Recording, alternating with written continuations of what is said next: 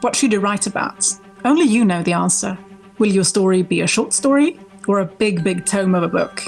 Will it be horror? Will it be sci-fi? Will it be fantasy, poetry, or something else entirely? The answers to those questions lie within yourself. But there are some tips and tricks you can use when it comes to creating your own story. Stay tuned.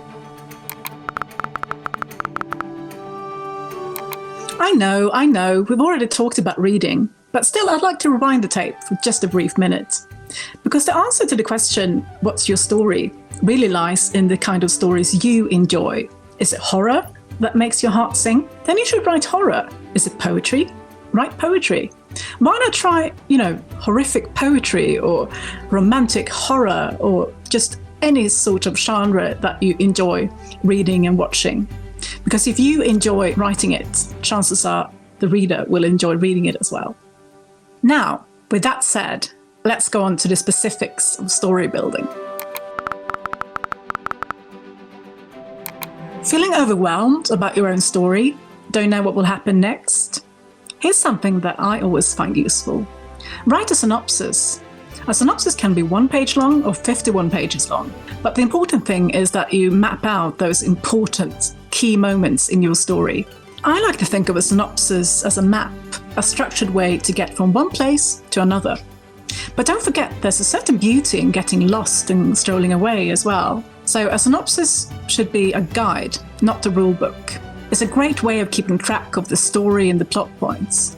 But if you find yourself super inspired one day and just throw the synopsis out the window, by all means do that. But it's always good to have a plan and then just get a wee bit lost from the plan. What has happened before your story starts? And what will happen after it ends? When it comes to knowing your story, all stages of your story, you really can't know too much. Sometimes just thinking about it is enough. Other times brief notes are perfect.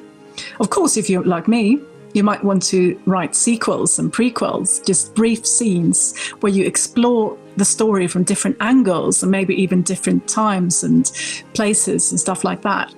Case in point, do you know Texas Bluebell, the short story that I wrote about Lisa riding in the woods with Starshine, grieving her mum on a very special and sad anniversary?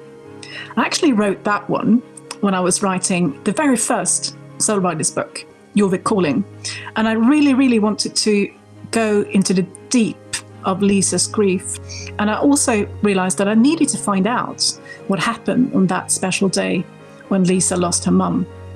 So sometimes when you write your prequels and sequels off camera, as it were, you might be able to use it later. Of course, story, world and characters go hand in hand, so you need to think about the world you're creating too.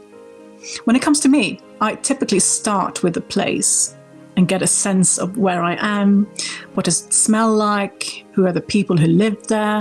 You need a setting, you need a world for your wonderful characters, those flawed characters, if you remember the last class. And when I feel familiar with the world, the story just comes.